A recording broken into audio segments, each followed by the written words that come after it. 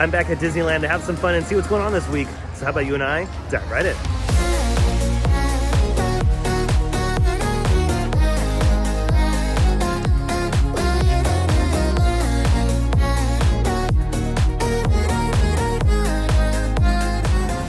We're gonna start our very cold journey at Disneyland side because the park closes a little bit early due to a special event.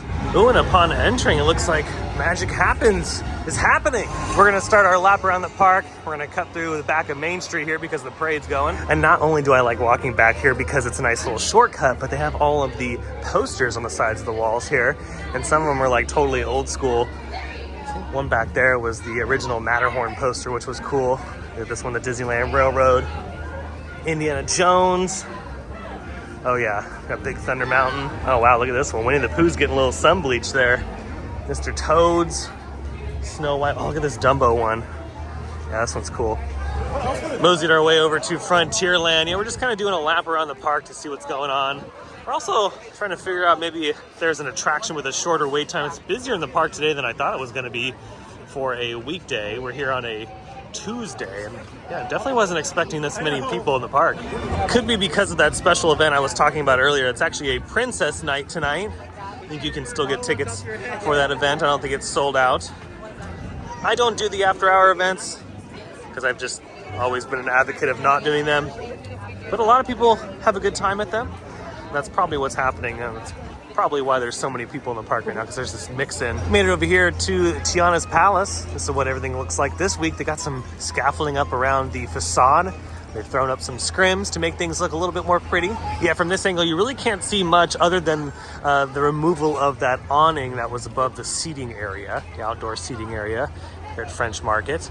Other than that, everything else looks to be the same, and they'll slowly start working on the facade, just beyond that scaffolding there, and we won't be able to see that until they're pretty much done when they remove the scaffolding and the scrim. So Michael, what are your thoughts on Tiana's Palace being here at the Old French Market location versus it being over at the Hungry Bear location closest to Splash Mountain? I think I would have just put it over there at the Hungry Bear location just because you have like more room to work with. That's what I thought too.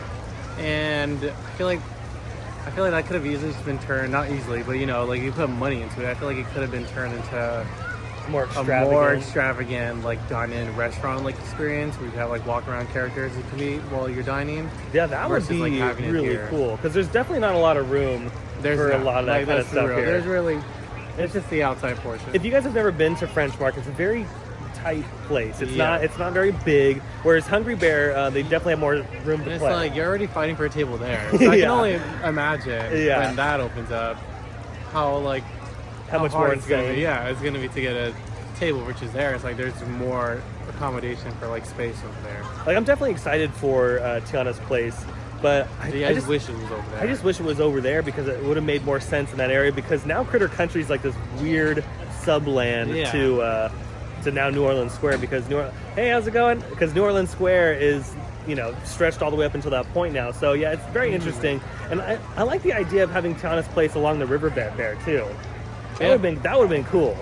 And since we're over here, I did want to mention that there's still no official closing date for Splash Mountain here at Disneyland. At Walt Disney World, construction is well underway on the new Tiana's Bayou Adventure. But here at Disneyland, still no word on when this one will officially close. Now the real question is, should we do this? Because there's a 5-minute wait.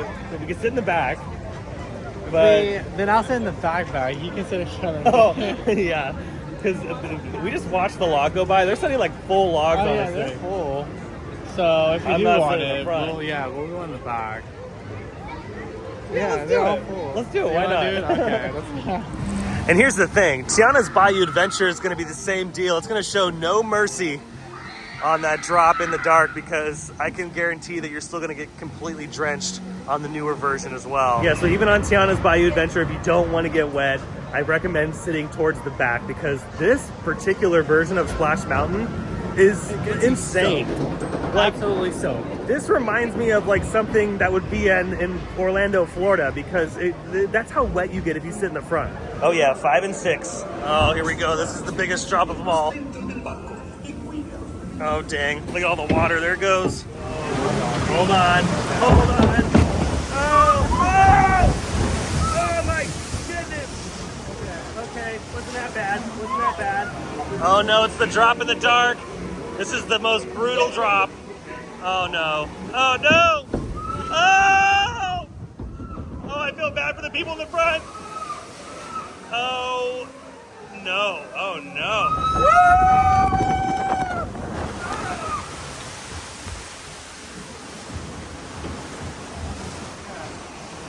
Oh, we made it. We made it out alive. Wasn't that bad. Wasn't that bad. Yeah, Tiana's is gonna be a lot of fun, but one thing I always think about when I go on that ride is the pacing. Because I've never thought about that. Oh, see, for me, the pacing is totally different than Walt Disney World. At Walt Disney World, the ride is significantly longer. Mm-hmm. And then here, it's like, before you know it, you're already in the finale sections of the attraction. So it's gonna be fun to see what they do with the show scenes here, because they really don't have too much to work with. As you can tell, Michael has so much to add to the conversation. All the time. You have a total theme park nerd who just likes to babble about things, and you're just like, yeah, it's gonna be cool. Michael, look, did you see that? A bubble? No, there's just no changes. Yeah, still don't know when the new tree house is gonna be opening. All we have is this piece of concept art to dream about. But one day, the scaffolding will come down and things will become a reality. Still no official word on when Indiana Jones will officially reopen. It just says on the app sometime in the spring. They do have cast members out here though, stationed in front of the attraction, so that's actually a good thing. They're starting to schedule cast members out here in front of the attraction, so we could see Indiana Jones open here in the next few weeks. Fingers crossed it's soon, because this ride is so much fun. It's really something spectacular if you've never been on it before. A lot different than the Indiana Jones attraction at Hollywood Studios. Don't expect a stage show here. This is a full-on attraction for those who've never been on it. But yeah, really looking forward to Indiana Jones opening up hopefully soon, and maybe they'll open up the treehouse the same time. Alrighty, since this park will be closing early, we're gonna head over to the other side. Yeah, they got everything set up for the Princess Knights. You get your lanyard upon entry. And they have special photo ops and specialty food that you can purchase. Yeah, I feel like the only after hours events that Michael and I go to are the Halloween events, like at Knott's Scary Farm and Halloween Horror Nights, Universal Studios. Yeah, those are the only times we really kind of go to any sort of paid after hours thing. Made it over to DCA. Yeah, I'm fully expecting this place to be busy just because of the mix-in here. A lot of people enjoying the Food and Wine Festival this evening. Yeah, and just like I said in my video a couple days ago, Food and Wine this year is very, very good. So I think a lot of you will be pretty impressed with some of the items that they have. And here's your sunset look at the Pacific Wharf construction. Transformation into San Francisco Square is underway. But no changes this week. Everything kind of looks the same from the last time I was here. Scaffolding's still up over here. They have not started the transformation process on this end. And then over here, they're just still working on the bridge as far as the repaint is concerned. Still about halfway through there. They haven't gone to the bottom section of the bridge. And then the work over there at Casino Cucamonga is looking to be the same as well. I honestly just can't wait for them to put up the giant steel support columns right there. That's going to be really cool to see. I'm sure that's going to happen overnight. At least one of them will go in overnight.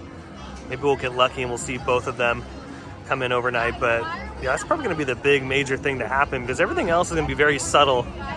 And I don't know when they're going to start the painting on this. Again, even in the concept art, it really doesn't show that much of a difference here either. A lot of the text is going to change, maybe some of the coloring of the buildings, but it's going to be very, very subtle. Oh yeah, look at this beautiful sunset here on Pixar Pier. Yeah, the sky's on fire. Yeah, it's a really nice day. Besides it being incredibly cold, it is a very beautiful day today. And here's the other side. For those that are wondering, what the heck does the other side look like? Well, here you go. That's what it looks like. Again, not too much happening right now. We're probably gonna see a lot more work here in the next couple weeks.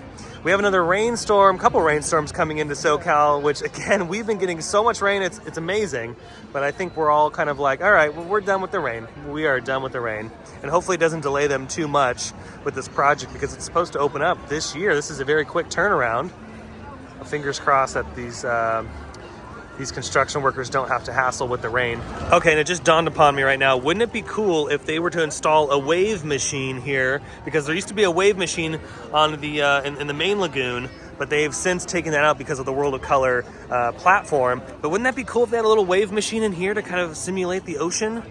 That would be nice. Now that would be a nice little surprising touch that no one would be expecting. Oh, looking from here, you can get a nice view of the Pixar Place Hotel construction going on. Looks like they're finishing up some paint. Yeah, it looks like work is progressing really nicely on the hotel repaint. I don't know what the interior looks like, so one of these days we'll have to jump on over to the Pixar Place Hotel to see how the interior space is looking, because they've been working on the entirety of the hotel. Let's get a nice view of the launch from this angle. We were looking for Woody and Buzz, but they're not down here today. Wouldn't be a proper Disney trip without a churro.